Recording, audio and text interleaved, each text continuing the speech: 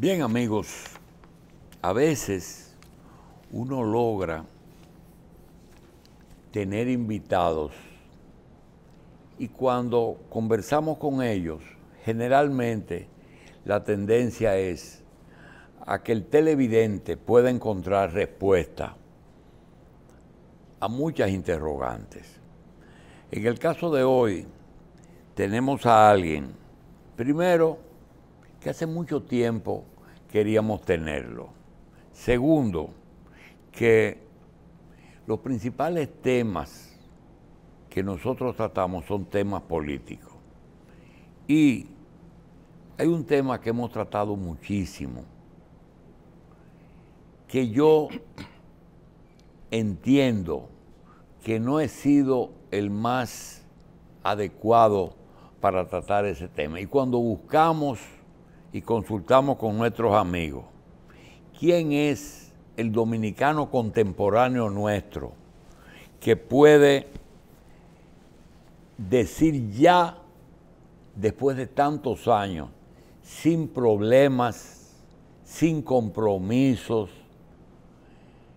cuál es la realidad, no solamente de República Dominicana después de la muerte de Trujillo, porque de Trujillo se ha hablado bastante, se conoce todo, sobre Trujillo no hay ningún misterio.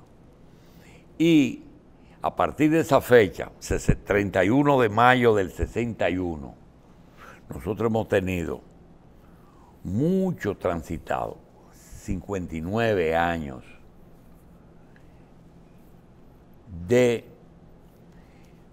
vida democrática, pero con otras presencias que han incidido mucho. Se trata de don Rafael Chalhoub Mejía. Rafael Chalhoub hoy es un escritor, un investigador y un político de izquierda. Y justamente nosotros quisiéramos no planear diseñando un programa para hablar cualquier agenda preestablecida, sino conversar sobre una temática que él maneja mejor que cualquier otro, o igual, porque no quiero problemas, y sobre todo que él fue dirigente de izquierda muchos años, y la izquierda se caracterizó, primer elemento de la izquierda, la división. Eso estaba en el primer punto de cualquier estatuto de izquierda, dividirse. Entonces, justamente de todas esas cosas, incluyendo esa, queremos que Rafael nos ayude a entenderlo. Le damos la bienvenida, le agradecemos mucho a Rafael Chalhoub y a su mujer, que es su ángel de la guarda, que estén con nosotros.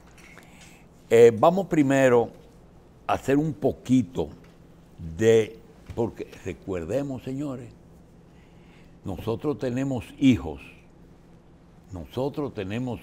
de más de 50 años y tenemos nietos que nos dicen, abuelo, ¿quién es Trujillo?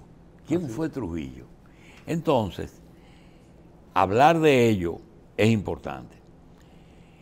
Rafael Chalhoub nació en Nagua en el 42, tiene 80 años ahora mismo. Y lo digo porque yo tengo 82 y nací en el 40. Militó en muchas organizaciones de izquierda, pero con un elemento, siempre fue continuo, no tuvo interrupción. Fue miembro del Comité Central del Partido Comunista de Trabajo y creo que fue dirigente del Movimiento Popular Dominicano. Recuerdo que cuando tuvo una de sus divisiones,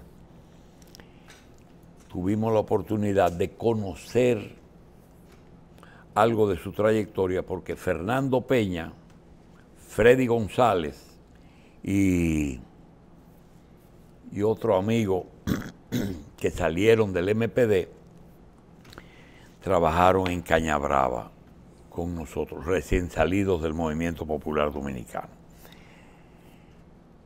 Él tiene varias obras, pero aquí tiene una sobre relatos inocentes de él. También quisiéramos decir que es profesor honorífico de la Facultad de Humanidades de la UAS y que tiene con Uchi Lora, quizás es el dominicano que más conoce del origen de nuestra música típica. Hay algunos trabajos que han hecho juntos, otras veces separados. Rafael, gracias por estar aquí. Bien. Gracias a usted, doctor. Pero no solo por invitarme, sino porque fue quien me enseñó a hablar el poco que sé por televisión. Rafael, ¿qué es la izquierda?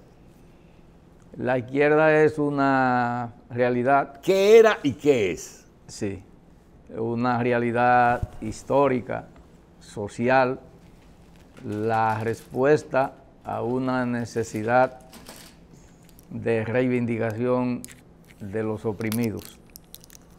El movimiento de izquierda dominicano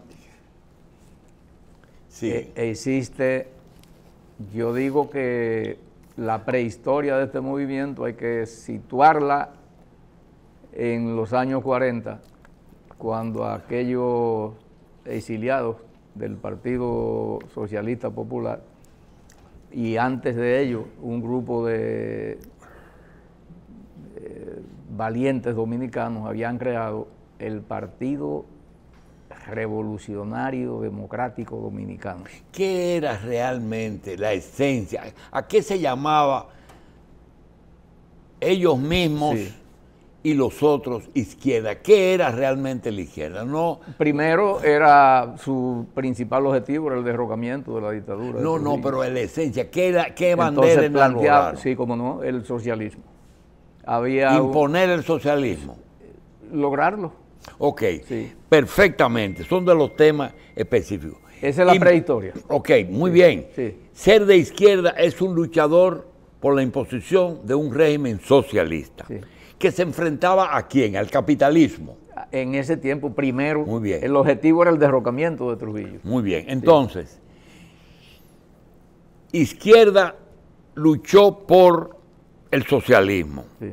Cuando surgen 4 términos que yo quiero que despacio tú a estos muchachitos de ahora, que no está en ningún libro y que la mayoría te dice, ¿qué tú estudias? Dice negocios, no te hablan de política.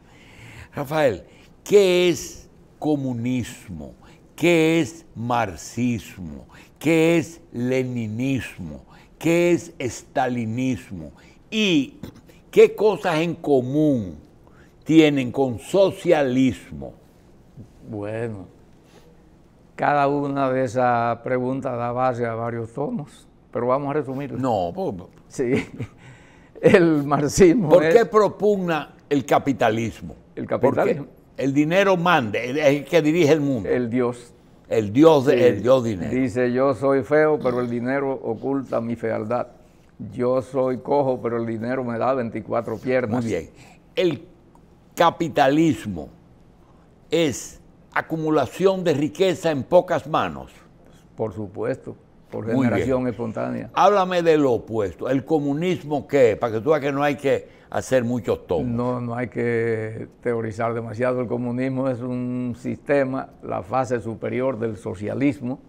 El socialismo creará las bases para el establecimiento de la sociedad comunista, donde desaparecerá el Estado, el comercio, es la riqueza social que construya el trabajo en sus distintas formas. Es un Estado que la visualiza como la cumbre del el más alto estadio de la humanidad. Y se dice que es el estado ideal.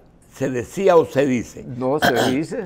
Es el estado ideal. Seguimos, al que debe aspirar el género humano.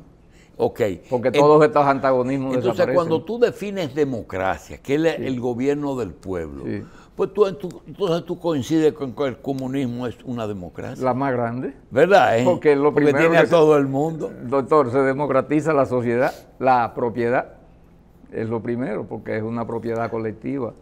Y el trabajo como principal condición de mérito, y no el dinero, tanto tiene, tanto vales. Y la hermandad entre los hombres, porque desaparecen la base del antagonismo. En diferentes formas, en diferentes etapas, en diferentes situaciones. Esa ha sido la gran lucha.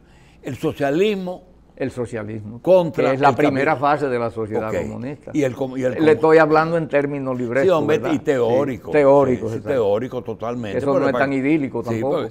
Y dentro, cuando eso ocurre, ¿cuál es el país que primero lleva a cabo un tipo de movimiento o revolución que trata de imponer el socialismo y luego el comunismo? Es Rusia. La Unión Soviética, esa fue la primera gran Lo hizo revolución. antes que China. Naturalmente, China triunfó en el 49. Y la Unión en el 17. En octubre del 17. Entonces, ellos veían el zarismo, es decir, los zares, como el capitalismo. El enemigo inmediato a enfrentar, claro que sí, el viejo régimen. Bien. Entonces se produce el triunfo de la revolución y se comienza la construcción del socialismo. Bien. Carlos Marx y Vladimir Lenin, ¿quién le introducen a ese movimiento del 17? Naturalmente, el leninismo es la continuación del marxismo en una fase del capitalismo que Marx no había vivido. El marxismo, ¿cuál es primero, Marx o Lenin? Carlos Marx. Marx. ¿Qué propugnó Carlos Marx? ¿Qué fue el marxismo? El marxismo es la doctrina de la liberación de la clase obrera y de todos los trabajadores. ¿Y qué le impone el leninismo al marxismo? ¿Lo mejora, es diferente o lo combate? No. Dice Lenin en una de sus obras, nosotros nos basamos íntegramente en el marxismo, en la doctrina de Marx, pero lo enriquece porque ya es el marxismo, el leninismo es el marxismo de la época en que el capitalismo ha adquirido un desarrollo en que ya no son países aislados. Rafael, durante toda esta conversación recuerda que el objetivo es que las generaciones nuevas no tengan que buscar el capital para saber lo que está pasando. Entonces yo quiero preguntarte, exactamente, así como el comunismo es una etapa superior al socialismo teóricamente, el leninismo es una etapa superior del marxismo. Sí, cómo no. La continuación del marxismo en las nuevas condiciones. Pero no en ninguna forma difiere, sino que trata de mejorar. Oye, que dice Lenin, nos basamos íntegramente en la doctrina de Marx. Y cuando tú encuentras un dominicano de la vieja guardia que te dice, no, yo soy marxista, pero no soy leninista, ¿qué te está diciendo? Que no puede ser. Que no puede ser. Eso que dijo el profesor. Si es marxista, leninista. Naturalmente, eso que dijo el profesor Van Gogh. Ok. Y cuando viene otro y te dice, quien trató de imponer eso fue el principal gobernante que tuvo la Unión Soviética, que fue José Stalin. Sí. Y cuando tú hablas de stalinismo, te dicen, no, eso no, hasta el mismo, algunos gobernantes rusos lo combatieron. Sí. Cuando ya sabemos que socialismo, comunismo, marxismo, leninismo. Ahora, ¿estalinismo es una variante de qué? No, un discípulo aventajado de Marx y Lenin, porque el que le tocó sobre... Pero ¿y por qué algunas personas, o comunistas, o marxistas, o leninistas, no comulgan con el estalinismo? ¿Cuáles son sus diferencias? Bueno, ellos la han expuesto a lo largo. Stalin cumplió de muerto... Fue en el 53. Sí, el 5 de marzo del 53, 70 años. Y los ataques contra Stalin ¿Pero por qué? ¿En qué están basados? Ni a Judas ni al diablo. diablo. En la forma que él aplicó. Bueno, porque no transigía con lo mal hecho. Y precisamente por la resiedumbre de su liderazgo y la intransigencia con que combatió sus enemigos, nunca le han perdonado. ¿Por qué, si el capitalismo se enfrentó al comunismo siempre, ¿por qué durante la Segunda Guerra Mundial hubo una alianza de comunistas y de capitalistas contra Alemania? Bueno, porque cuando dos fuerzas tienen un enemigo común, pueden llegar a algún nivel de coincidencia, de acción conjunta. Aquí hubo una cosa que se llamó la Coalición Mundial Antifascista, en la que estaba participando. ¿Y por qué el fascismo atentaba contra esas dos corrientes económicas? No solo contra estas dos corrientes, sino contra la humanidad, esos campos de Muy bien, concentración. pero ¿qué tenía? ¿No coincidía más con el capitalismo? Claro, era una forma del capitalismo, pero en su fase racista, hegemonista. Ah, que tenía otro. Sí, cómo no, y una doctrina especialmente anticomunista. Bien, le hago la pregunta porque veo que Rusia fue que ganó la guerra a Hitler. Así es. Fue Rusia que ganó. En lo esencial. En lo militar. Sí, señor. Las tropas del fascismo alemán habían sido invictas en todos los países, Okay. incluyendo Francia, todos los países, y mordieron el polvo de la derrota cuando el ejército a partir y el del pueblo año soviético 40, del 39 al 45 es la Segunda Guerra. Cuando termina, tenemos fotografías de Yalta, Ucrania, de Ucrania, donde aparece aquellos tres grandes.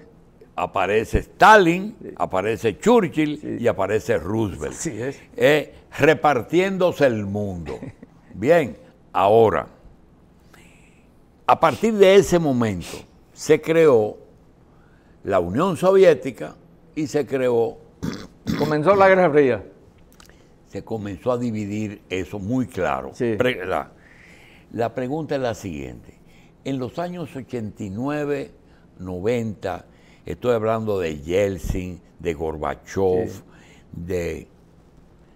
de ese proceso que llevó a cabo la Unión Soviética. De buenas a primeras, sin tirar un tiro, desaparece la URSS, desaparece la cortina de hierro, desaparece el muro de Berlín. Se quedan libres 15 naciones que estaban bajo la hegemonía de Rusia. Y se dice que por lo bajo, Ronald Reagan, Margaret Thatcher, Lech Walesa, Juan Pablo II, trabajaron en la dirección de eso, pero ninguno se le acredita la disolución de la URSS, sino Yeltsin y después Gorbachev. La pregunta es la siguiente. Todo eso que se fue en ese tiempo, de que se convierte en Rusia, República Federal. Sí. Rafael, ahí se fue el socialismo, se fue el comunismo, se fue la izquierda, se fue el marxismo, o nada de eso se fue. Y si se queda es por terquedad de aquellos que se pasaron su vida luchando por eso y que hoy no quieren aceptar que esas corrientes que en un momento fueron motivo de muchas vidas y de muchas muertes, se dice que desaparecieron. Realmente, con la caída con la caída de la URSS, sí, pero cayó una parte porque todavía hoy nos damos cuenta que tiene poder. Desapareció todo aquello por lo que se luchó tanto. Sufrió una derrota estratégica de grandes proporciones, una derrota internacional. La disolución de la Unión Soviética fue una catástrofe. Fue el capitalismo que Excúseme que le hable tan imperativamente, sí, pero estamos en el ¿seguro? Salón. No, está bien. Estamos en el salón de clase. No, así que tiene que ser. El maestro es usted y le está preguntando a sus discípulos. Maestro. sufrió una derrota de grandes proporciones. El pretender subestimar la dimensión de ese retroceso sería falta de realismo, pero no ha desaparecido.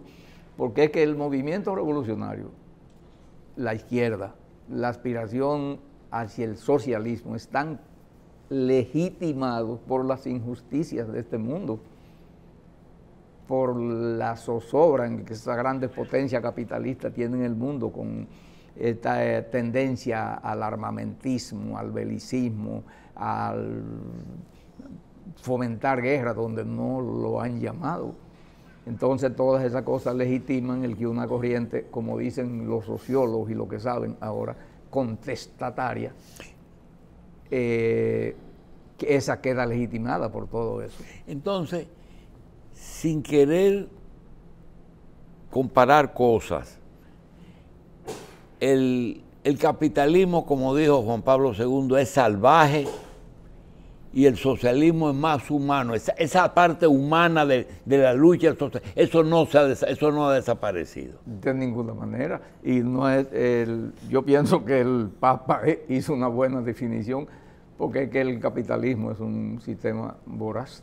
Bien. Voraz, depredador. Y te lo digo, porque así como tú encuentras un médico fuera del consultorio y dice, doctor, quería preguntarle algo, sí, me duele tal cosa, sí, yo te voy a preguntar como si tú fueras un médico. ¿Cómo no? Cuando yo digo aquí, que tengo 2 semanas diciéndolo, que la única solución que tiene el problema que hay entre los médicos y las ARS, yo digo, no se va a dar, porque no la van a permitir, pero la única solución que tiene la socialización de la medicina. Es decir, que en educación y en salud no puede haber ninguna cosa que no sea el interés humano, no puede haber ningún interés que prevalezca, de ningún tipo. Los mismos textos y el contenido del texto. Sí. No es justo que en un texto te pongan la agenda de Estados Unidos o la agenda del aborto o de lo que sí, creen que son. Entonces, quiero decirte, cuando yo hablo de que hay áreas que no tienen otra solución que no sea la socialización, yo estoy volviendo al pasado. No, a lo contrario.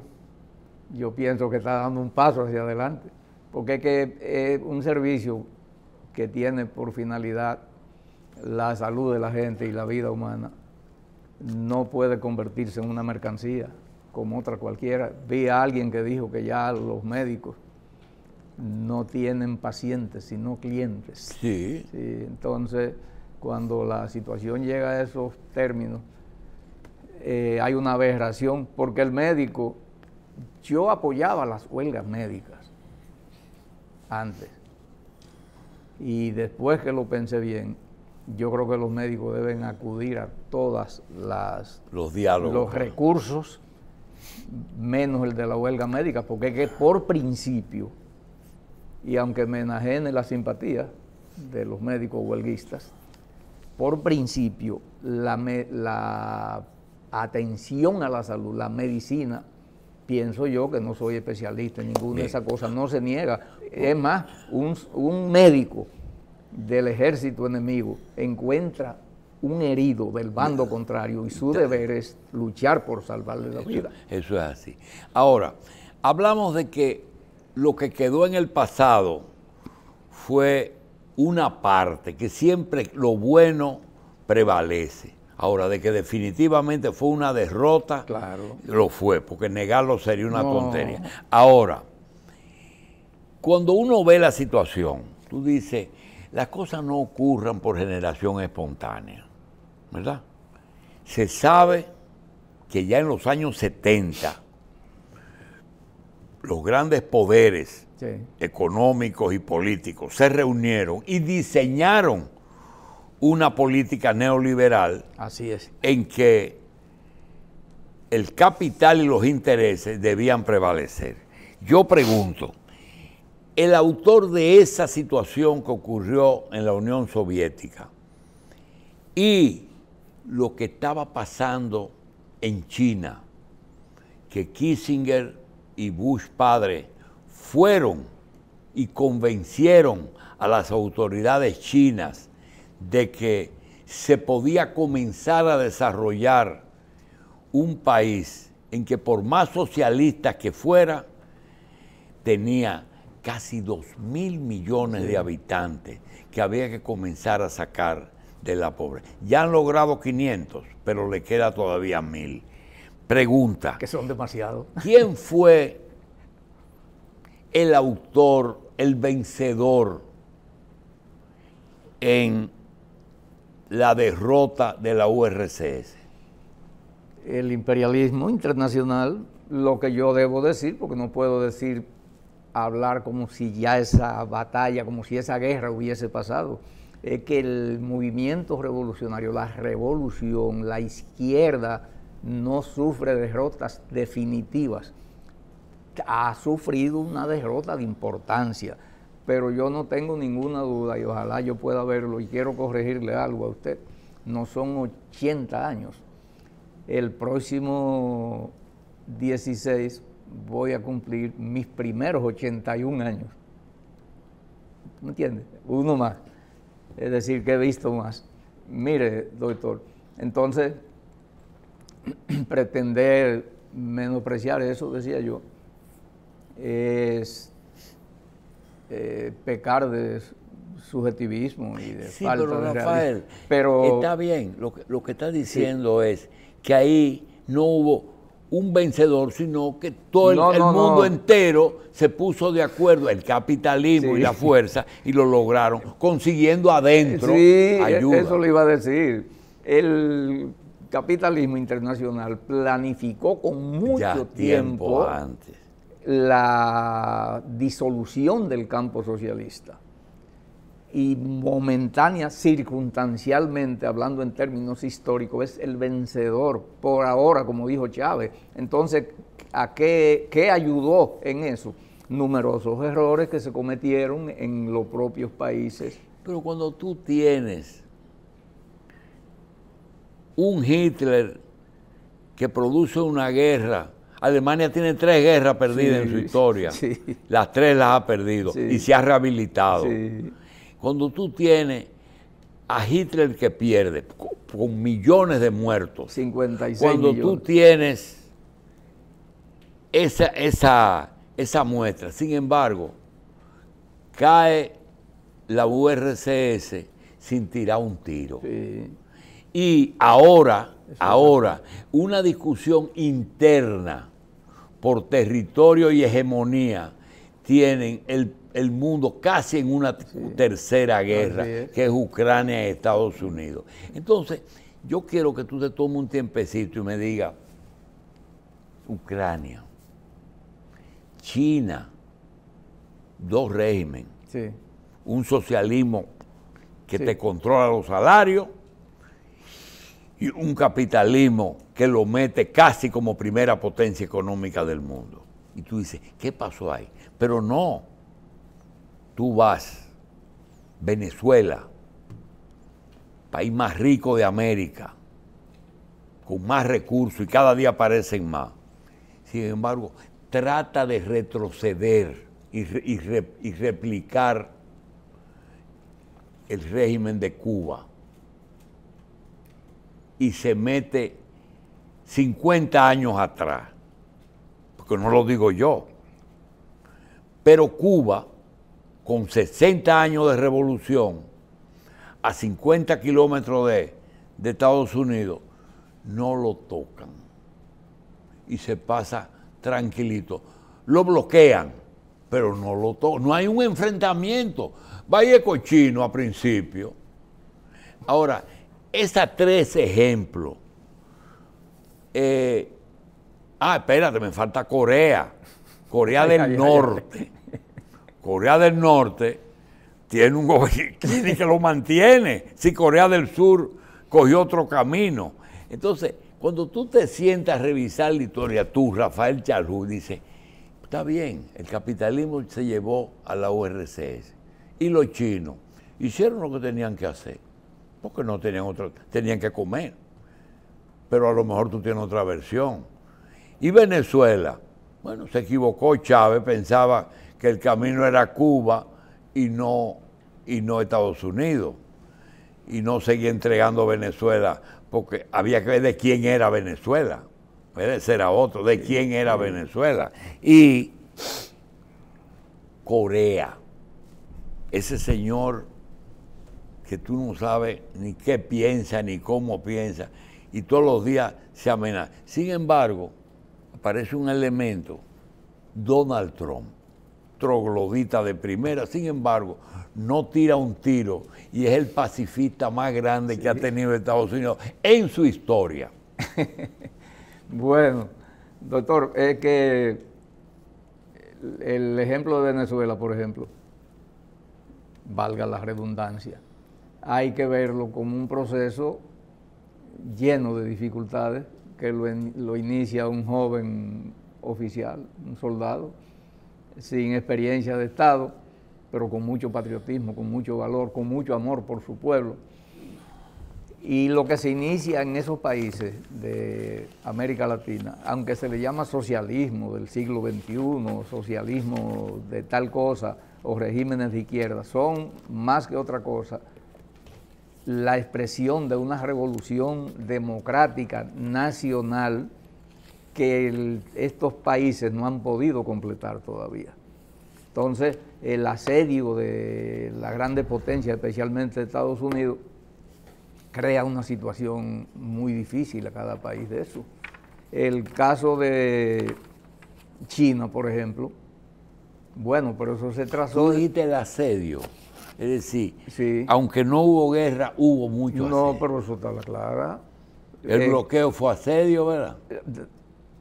Fíjese, el caso de Cuba, Cuba se dice que no la tocan, pero no dejan de tocar. Que no dejan de tocarla. Entonces, la congeló. Cuba está congelada en el 54. Pero mire lo que ocurre, doctor.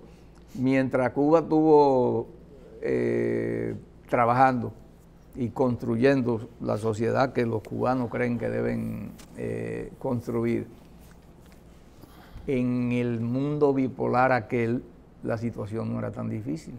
Pero en la realidad de hoy, cuando el mundo unipolar todavía no se ha roto, aunque está rompiéndose, la dirección de la Revolución Cubana ha tenido que dar pasos hacia atrás. Y alianza público-privada, inversiones del capital internacional, una mayor apertura económica, todo eso se ha visto en la obligación de hacerlo, porque es una realidad. Y tiene que enfrentarse esa realidad haciendo las maniobras que haya que hacer. So pena de entonces provocar un desastre, una catástrofe. Y si cada uno un caso diferente, pero siempre ha habido la presión. Porque es que el mundo es otro, el mundo cambió. Mira, vuelvo y caigo en lo personal. Y digo, caramba, mi generación tenemos de todo. De todo. Yo tengo un compañero que fue vicepresidente de la República, tenía otro compañero de pupitre que fue presidente de un banco, tenía otro compañero que vino el 14 de junio en Constanza, en Maimón, Estero Hondo, tenía un compañero que lo mataron en la 40, tenía muchos compañeros que cogieron caminos diferentes. Y yo me pregunto, cuando Rafael Chalhub conversa con su mujer, ahora, en esta época, y le dice, eso es política ficción, es decir, yo me imagino esto, dice, caramba, nosotros hemos tenido éxito familiar, nuestros hijos los criamos como queríamos y los resultados son satisfactorios. Y el matrimonio se ha mantenido. En lo personal, nosotros tenemos una unión de 50 años casi 60 años, 57. sin problemas. En lo económico hemos vivido con lo que hemos logrado tener, porque el camino que cogiste fue la política, y dentro de la política cogiste lo que no es rentable, ¿verdad? Nunca pudiste lograr el poder político que tú querías para ti, para tu país. Y la conversación puede terminar con esto. Rafael, perdimos nuestro tiempo. Segundo, nos cogieron de pendejos. Tercero, el que no era de izquierda era un insensible y fuimos obligados. Qué bueno. Doctor, usted es un hombre muy agudo. Porque a veces yo me siento, Sí. cuando digo, caramba, yo veo que todos mis compañeros, hay otro que siempre lo menciono, tú sabes que esas personas que tú le dices, tú no lograste el poder, tú luchaste en vano, pero muy pocos aprovecharon esa posición para enriquecerse. Si tú coges algo positivo de la izquierda de aquí, es que no hizo fortuna. No. Y pudieron haberlo hecho. Oiga. Porque no fue un solo gobierno que te dijo, ¿tú quieres ser ministro? Sí. Cuéntanos, esa conversación, aunque no ha sido una realidad, pudo haberse llevado a cabo. Bueno, y yo me la imagino. Sí. Te cogieron de pendejo, No, trabajaste en vano. En absoluto. Déjemele. Perdiste tu vida y tu tiempo. Ahora tiene usted y los oyentes que soportarme unos minutitos más, porque han sido respuestas cortas todas. Lo primero, que yo me considero un hombre realizado. El déficit con el que podría irme de este mundo, que espero que no sea por todos estos años, porque tengo... Pero es menos de lo que hemos vivido. Naturalmente. Seguro. 80 años son 80 años, por más que usted prive. Un hombre realizado. Un 5% de los que cumplieron eso no están con... No, están con nosotros. El otro 95 se nos fue. Es para que tú lo sepas. Que los años, oiga eso, está hablando un médico, que los años nos someten a todo, a la obediencia, y la muerte más todavía. Fíjese. Entonces yo elegí un camino cuando tenía 17 años más o menos. Imagínense, de 17 a 81, el tiempo que yo he tenido para arrepentirme. Y creo que fue la mejor decisión que tomé en mi vida. Esa y haberme casado con doña Dulce. Entonces... Sí, pero la parte de doña Dulce fue un éxito. Claro. Yo estoy hablando de la otra parte, en la que tú metiste a doña Dulce. La revolución triunfó.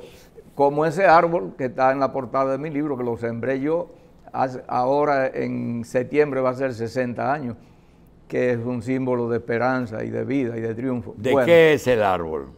Un almendro. A un almendro. Sí, ¿Dónde? ¿En Salcedo? En el patio de mi casa. ¿En Nagua? En Nagua, sí. ¿Y está ahí? Ahí está. Así como ese es el almendro del amor. Porque debajo de ese almendro comencé yo a hacer la primera seña a doña Dulce. Porque cuando ella llegó ya el almendro daba sombra, ella no es de mi lugar. Bueno. Entonces yo a quien tenía... Pero me va a poner almendro, está bien. Sí, porque el libro... Pero doña Dulce no se arrepintió, ¿verdad? De ningún modo. Entonces, mire, doctor, yo me decidí por la militancia de izquierda, la cual mantengo invariable a lo largo de los años. Yo tengo mi militancia, soy miembro del Partido Comunista del Trabajo, del cual fui uno de sus fundadores, y jamás en la vida me arrepentiría. Nadie me ha cogido. Mencióname 2 o 3 nombres de tu ex compañero. Del comunista del trabajo. Ah, bueno, Manuel Salazar es nuestro dirigente principal. Ahora, pero Sí, anteriormente, ¿quiénes fueron? Bueno, Onelio Espailla. Onelio. Y Ramón Mercado, ese era un dirigente campesino puertoplateño. Otros más. ¿Qué tiempo pasaste? Ajá.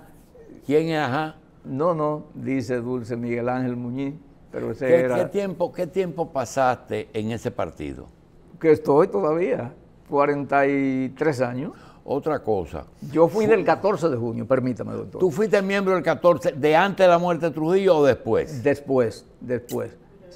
Entonces, en el 63, nosotros nos fuimos a las armas, junto con Manolo. Ah, tú fuiste a Manacla. Sí, naturalmente, a la guerrilla, porque eran 6 frentes guerrilleros. Yo fui de uno de esos frentes. Ahora en... ¿Cuántos frentes habían? 6. Yo fui del Frente Hermano Mirabal, que intentó establecerse en las montañas que unen o separan a Nagua y a San Francisco de Macorís. Ahí estaba Bacho.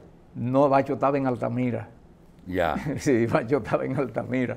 Entonces, doctor, cuando se murió Manolo, cuando mataron a Manolo, yo estaba ese domingo en La Victoria, ya como uno de los guerrilleros capturados en acción. Es decir, que ese frente lo capturaron primero que a Manolo. Sí, Manolo fue el último. Ahí culminó todo, el 21 de diciembre. ¿Dónde? En Las Manaclas, una zona montañosa, en Alto de la Diferencia. ¿Eso tiene que ver con San José de las Matas? Con San José de las Matas. Bien. Entonces, mire, doctor, yo le he pasado... 73. Sí, 63. Va a conmemorarse el 60 aniversario ahora en noviembre. Entonces, fíjese. Mira, el problema es que con la historia uno tiene problemas. Tengo ahí una pregunta que dice que por qué un movimiento guerrillero que no votó por Bosch se fue a la montaña buscando el retorno a la Constitución. Yo le voy a responder eso. Pero después sigue. Déjeme dar un poco de coba yo mismo. Sí. Pues si seguro. Otro no me la da, me la doy yo. Entonces, el hecho de que yo haya perseverado en esa línea, de que haya seguido manteniendo invariable el matrimonio sin divorcio que contraje con la doctrina marxista, leninista, de la mano de Manolo Tavares, Leandro Guzmán y Fidelio de Pradel y Polo Rodríguez, de esos 4 grandes maestros, y hablo de Fidelio que está vivo, y lo digo con mucho cariño, y que en octubre del 62 yo me encontrara en el primer cursillo de marxismo-leninismo que se dio en la República Dominicana, al menos en esa época, y hoy mantenga las mismas ideas, es una señal de que no hay arrepentimiento. El arrepentimiento es una industria que parte de la izquierda latinoamericana adoptó para lograr poder. Para ponerse precio. Entonces, en mí no hay ni arrepentimiento, ni perdón, ni... ¿Y siempre estuviste en el Partido Comunista del Trabajo? No, el PST se fundó el 1 de junio del 80. Yo primero fui del 14 de junio. ¿Y luego? Hasta que se disolvió. Luego ingresé al Movimiento Popular Dominicano. ¿Y tuviste el único cuadro de la izquierda que dio el paso de otra organización al MPD, que yo recuerde, que yo sepa, fui yo, al partido al que le estaban matando sus dirigentes. Y fui ahí solo, sin grupo, como soldado raso. Entonces tú fuiste en el momento que habían matado al Moreno. Antes, sí. ¿Y qué tiempo tuviste en el MPD? Hasta el 78, hasta ¿verdad? el 80. Hasta después del de 68 al 80. 69. De febrero del 69 hasta el 80, cuando las tantas divisiones del MPD, un partido que había quedado sin su ¿Por qué el MPD, aunque no tenía muchos militantes, en un momento tenía tantos simpatizantes? Tanta ¿Qué fuerza, pasa? Y mucha fuerza, sí, profesores, sí, profesionales. sí. No, yo no soy comunista, pero yo simpatizo, y te lo decía colaboro mucho con el MPD. ¿Qué pasaba? Que era un partido con mucha verticalidad, con una dirección muy inteligente, aunque cometió muchos errores, pero una dirección que ganó prestigio. Ok, dame un momentico. El 30 de mayo del 61, ¿dónde estabas? En mi campo, Las Gordas de Nagua. ¿Tú no estabas dedicado a la política? No, porque en ese tiempo no se hacía política. Muy bien. En septiembre del 63, cuando tumban a Bosch, ¿dónde estabas? Cuando tumban a Bosch, yo estaba en mi casa. Pero ya tú estabas militando. Sí, naturalmente. Yo ¿En era dónde? presidente de la agrupación, del subcomité de la agrupación política del 14 de junio en mi lugar. Entonces, ¿qué pasa? La gente acude donde mí para que yo le dé orientación de qué hacer ante el golpe de Estado.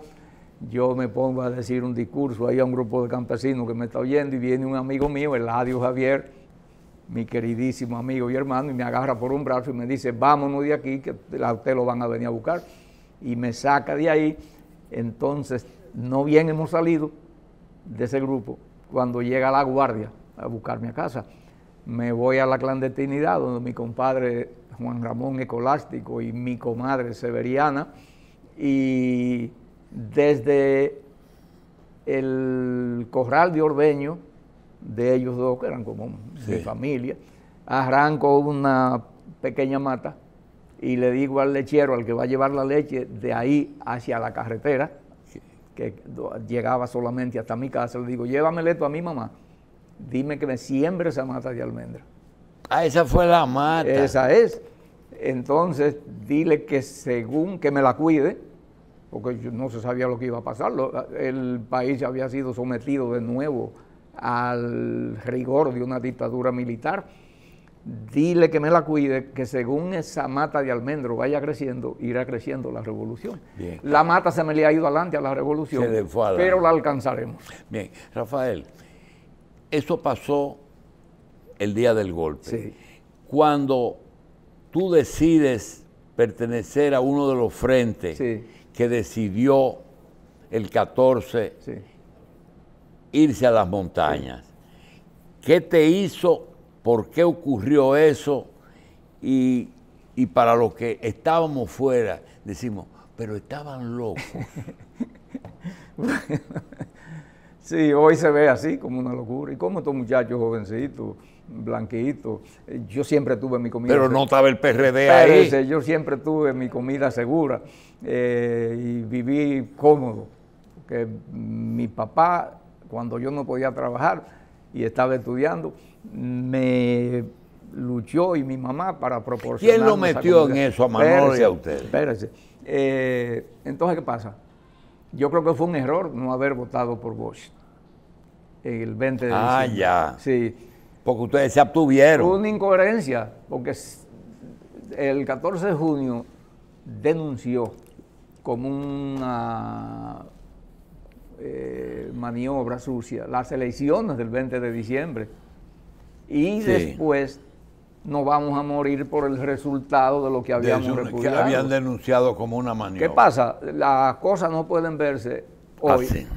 Lo que pasó ayer no se puede analizar con los ojos de hoy. En ese tiempo había una euforia guerrillera. Hacía solamente 2 años que había triunfado la Revolución Cubana. Y había un impulso en toda América, en la juventud más radical, hacia la insurrección en las montañas. Bien, eso estaba vigente. Otra cosa, porque son muchas. Fracasa Manaclas. 24 de abril, 65. ¿Estabas preso? No, yo caí preso en diciembre, pocos días después del inicio de la guerrilla. Me capturan en la montaña, voy a parar a La Victoria. Como a mí no me encontraron con las armas en las manos, sino que un compañero y yo nos habían enviado a una misión civil, nosotros nos defendimos y dijimos que no estábamos en la guerrilla. En ese tiempo... Pero aún así lo metieron preso. Naturalmente. ¿Cuántos días? No, meses. Yo salí en marzo o abril del 64 y entonces pasamos, pienso yo, como que no éramos combatientes armados, y sino sospechosos de que andábamos buscando la guerrilla para sumarnos a ella. Ah, ya. Entonces pudimos salir, mi compañero y yo. Yo me fui a mi campo. Óigame, y cuando llegó la Revolución de Abril, que estalló... Cuando Peña hizo la exactamente, locución, yo lo escuché. ¿Dónde estabas? En mi casa, allá en el campo. ¿En Nagua? En Nagua, y no entendí lo que pasaba. Ah, tú no estabas enterado. No, además el 14 de Pero junio... tú sabías que se estaba conspirando contra el triunvirato, no, tampoco. Señor. El partido mío sí lo sabía. Ah, ya. Porque Oscar Santana tenía contacto con militares que estaban en esas tareas tan Sí, hermosas con el grupo. para la vuelta a la constitucionalidad, pero el 14 de junio la dirección menospreció eso. ¿Tú pudiste venir de tu campo a Ciudad Nueva? Mandé un emisario porque yo no sabía lo que estaba pasando. Sí. Y Homero Hernández me manda a decir a Chaljú, que no se mueva de ahí, que aquí no hay nada que hacer porque los americanos van a desembarcar, van a bloquear la revolución y hay que extenderla al campo. Muy bien. Otra pregunta. Que se quede allá. Cuando... Con perdón, doctor, por favor. Sí. Entonces eso quiere decir que yo no soy de lo que dice, ni que fui comandante en la guerra de Abril. No, yo vine a Ciudad Nueva y estuve tiempos en Ciudad Nueva en medio de la revolución, pero fui un combatiente de retaguardia, así puede decirse, porque estábamos esperando el alzamiento de San Francisco de Macorís y entonces yo era un antiguo guía de la guerrilla que se llamó Reyes Saldaña. De lo de San Francisco tú sí estabas enterado. No, ese sí. Pero lo del Matún no. No, porque eso fue una... Yo pienso que ni Camaño, pues si lo piensan... No, ellos no sabían. Si se enteran de eso, no se meten a esa ratonera. Llevamos eso. Cuando se van las tropas, ¿tú seguías en Nagua? Sí. Bien, termino. Cuando eligen, ponen a García Godoy, ¿tú no vienes a la capital? Yo había venido antes, en medio de la revolución. No, pero después que se instala el gobierno. ¿Todavía sigues en Nagua? No, yo venía porque el 14 de junio estaba funcionando. Sí, yo era uno de sus cuadros, dice Fidelio, que yo era un cuadro de élite. Y por instrucciones de mi partido, yo me había quedado allá en el campo. Venía y volvía. Ese saltico del 14 al MPD, ¿por qué ocurre? Porque el 14 de junio se disolvió. Sus diferencias internas lo dividieron en 6 o 7 grupos. No había nada que hacer, hablé con Amaury Germán, trabajé con él un breve periodo, pero cuando vi, porque Amaury era mi hermano, eso era una militancia casi familiar, al punto de que cuando Sagrada y Amaury se casan, a la casa que van era a la casa muy modesta, para no decir paupérrima, de Dulce Yo, y allá pasan su luna de miel y eso hay que ver cómo era. Cuando... Entonces se disuelve el 14, yo que no podía estar tranquilo, y todavía no puedo estarlo, siempre tengo que estar haciendo Cuando se algo. firma el pacto, sí. Tú no estabas aquí, el pacto con Camaño y No, en la Wessing. ciudad no, porque yo era un... Muy bien. Un soldado raso. Muy bien, ahora, una vez instalado García Godoy y después electo Balaguer, en esos 4 años, del 66 al 70, ocurren algunas cosas aquí en República Dominicana y era que muchos temas pendientes que quedaron en la revolución los tratan de resolver. Si tú buscas del 66 al 73 ocurren una serie de eventos que te voy a mencionar, por ejemplo, algunos. Muchos de los excombatientes mueren. Por ejemplo, Arias Collado, un teniente, Pichirilo, es decir, los van cazando así. Pero también ocurre que cuando secuestran a Crowley, porque acuérdate, cuando eligen a Guzmán, yo no sé por qué tú caíste de jefe del MPD. Porque los amigos míos, a quien le presentan su renuncia es a ti. Sí. Así es. Tú eras el jefe del MPD en ese momento. De una parte. De una fracción. El MPD se había dividido en 2 grandes campos. Y a mí la circunstancia y la generosidad de mi compañero me tocó ser el que encabecé una de esas. ¿Y qué eran las tumbas vivas de San Francisco de Macorís? No, eso fue en el país entero. Esa era una política, una táctica que el Movimiento Popular Dominicano adoptó de lo mejor al campo. Y entonces se adoptó ese sistema, se cavaba un hoyo en la tierra, bastante profundo, y usted vivía ahí. pero eso era irresistible. Daba una sensación de ¿Y el objetivo de eso ulterior cuál era? Bueno, protegerse de la persecución del enemigo. Perfecto. Otra cosa, cuando... Pero eso fue muy breve, esa política de la tumba viva. Cuando Camaño llega al país, sí. ¿Dónde estabas? En Santiago, como cuadro intermedio y responsable del movimiento popular dominicano en esa zona. En esa zona. Sí. Bien. ¿Tú estabas enterado de que él venía? Sabía que venía, porque yo sabía que Camaño tenía ese compromiso moral consigo mismo y con sus ideales, pero bajo ningún concepto sabía de fecha, cantidad, ningún detalle. Muy bien. Ahora, yo digo a cada rato que si Camaño no lo hubieran seducido a irse de Londres a Cuba y hubiera renunciado a esa posición durante el gobierno de Balaguer, hubiera venido aquí en el 73, en vez de venir a Caracoles, se inscribe en el PRD, se postula en el 74, yo digo, uno no puede decir lo que pudo haber sido y no fue, pero hubiera ganado las elecciones con la popularidad de haber enfrentado las tropas norteamericanas.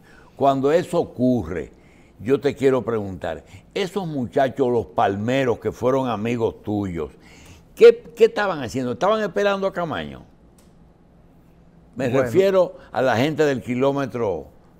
No, porque ya Camaño estaba, ya ellos estaban muertos cuando Camaño vino. Sí, lo sé, pero sí.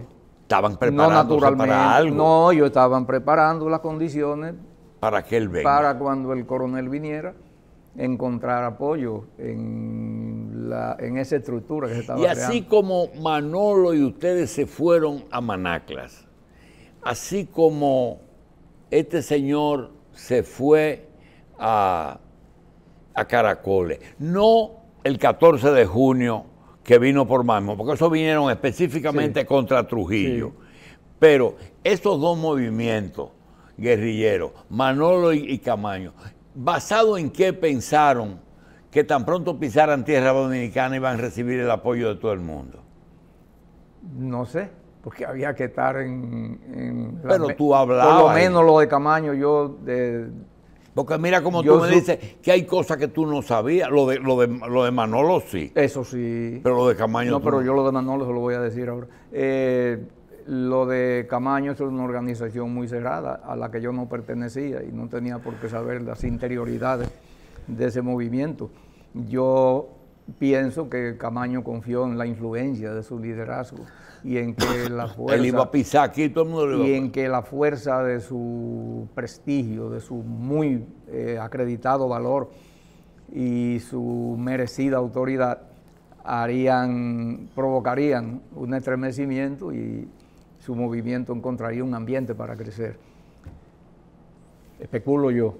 Lo de Manolo no, porque eso era una cuestión, había un partido debidamente organizado, una militancia que seguía a un líder, una situación internacional que movía a la juventud a ese tipo de acción completamente noble, porque eso hay que verlo. Hoy dice uno, eso fue un error de Manolo, pero mire, si tú es en la época, piense en lo que era esa juventud que venía de 31 años de oscurantismo, una sola universidad, una sola emisora, porque aunque todas, habían muchas, pero todas decían lo mismo, un solo periódico, sin contacto con la literatura internacional, a menos que no pasara por la censura de hierro del trujillismo, porque la juventud no sabe que para entrar una revista aquí,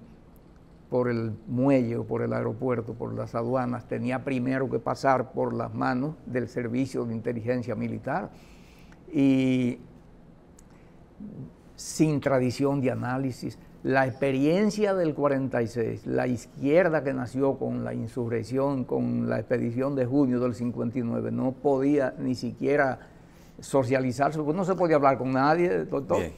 me da la impresión... Entonces, de déjame que tú- acabar la idea. Cuando se analizan esas circunstancias, hay que admitir con el mayor respeto, porque ahora hay, a mí me indigna ver no solo algunos voceros de la derecha, sino antiguos militantes de la izquierda, que cuando quieren darle a alguien no encuentran otro objeto que atacar la izquierda. Señor, pero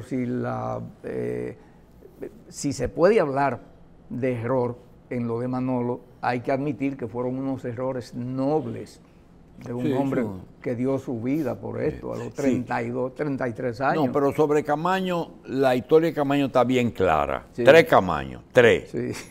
Porque era militar el hijo de Fausto Camaño. Él hizo lo que tenía que hacer. En esa época los hijos de los militares eran militares. Segundo, el militar que cuando tenía que asumir el cargo de Hernando Ramírez, asumió el cargo y lo hizo con dignidad, lo hizo con valiente. Con heroísmo.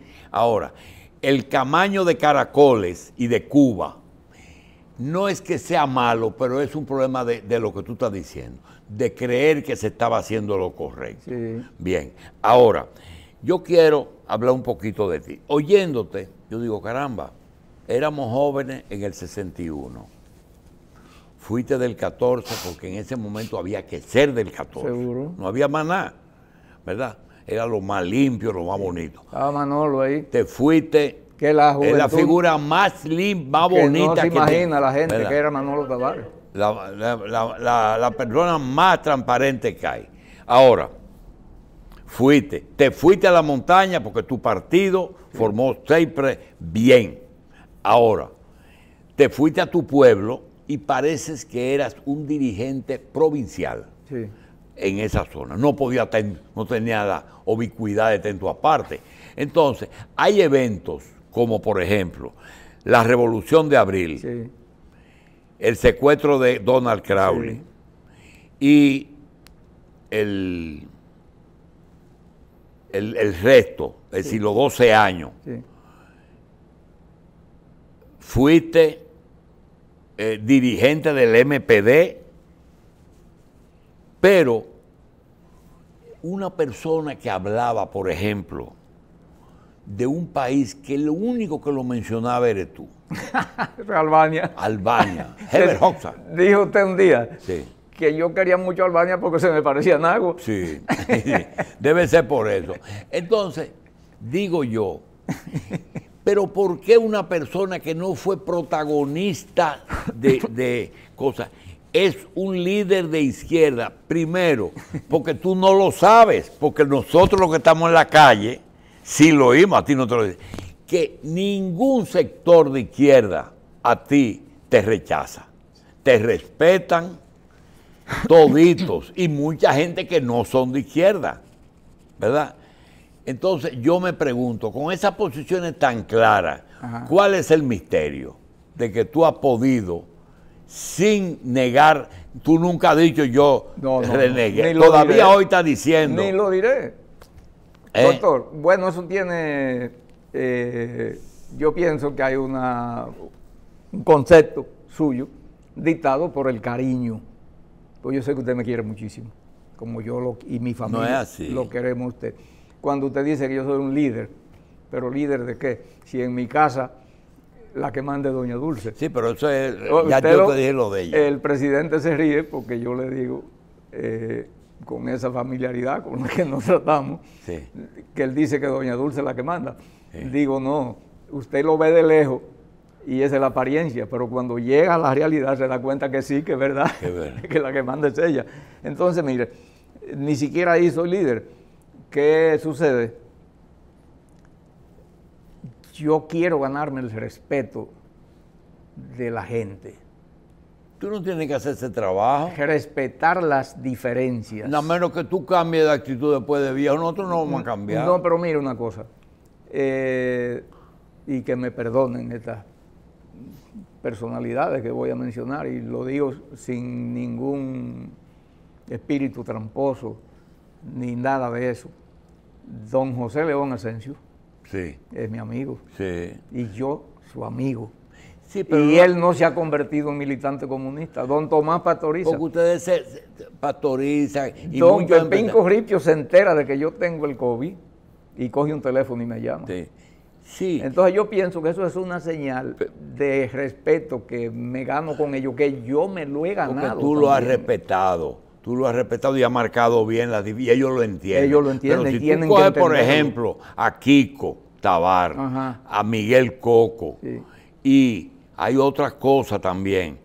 Tú no has hablado, como he hablado yo, con tus ex compañeros de partido, con el respeto que Freddy... González. Pero si hay alguien a quien yo Espérate. respeto.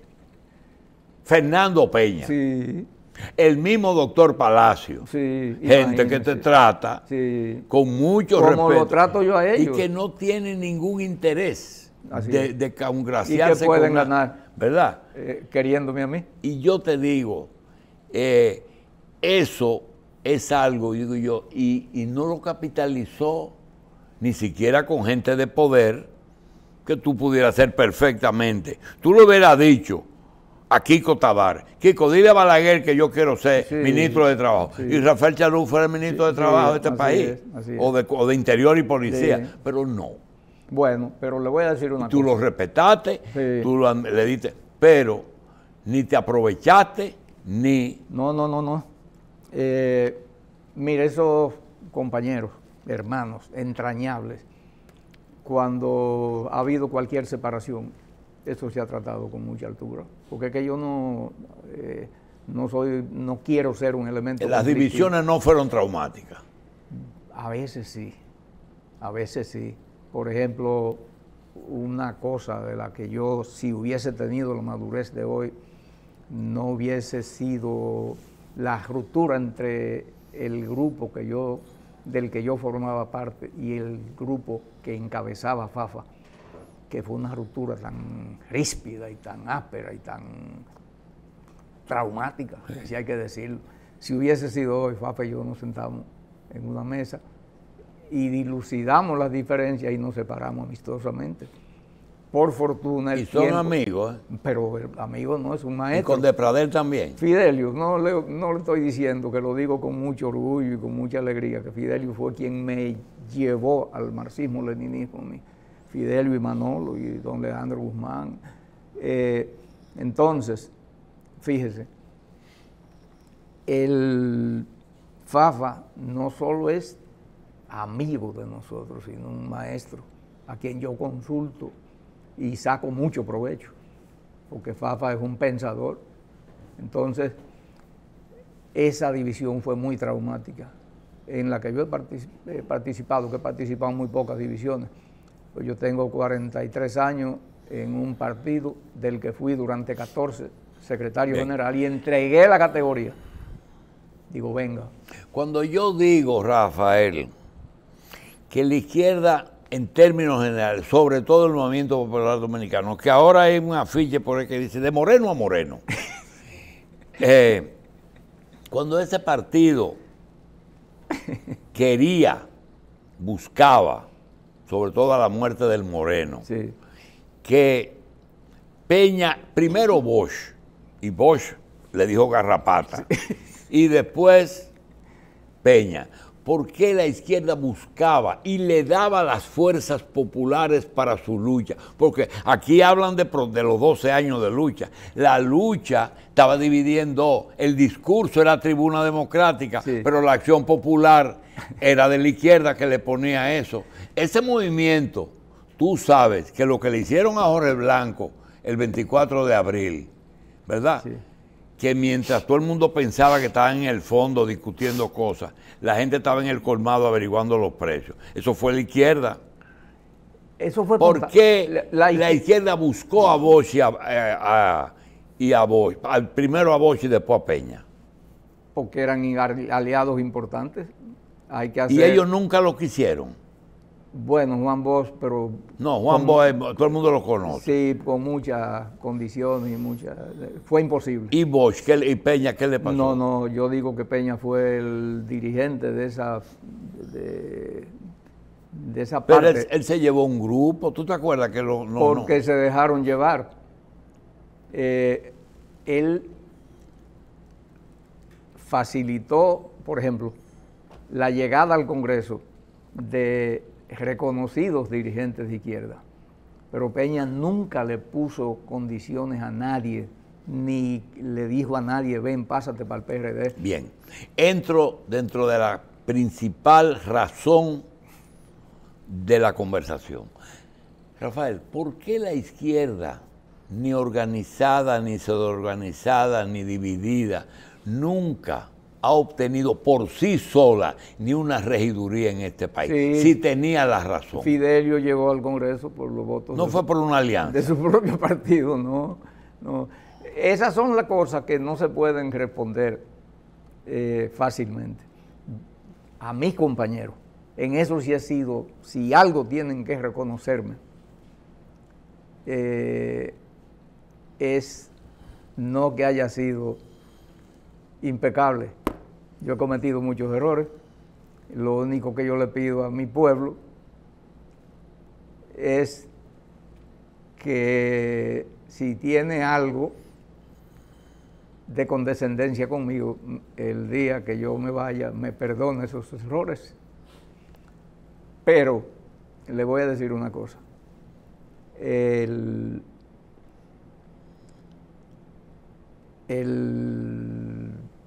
esfuerzo de la izquierda, el mío, no de la izquierda, sino el mío, hace mucho tiempo, mis compañeros tienen que reconocerme eso.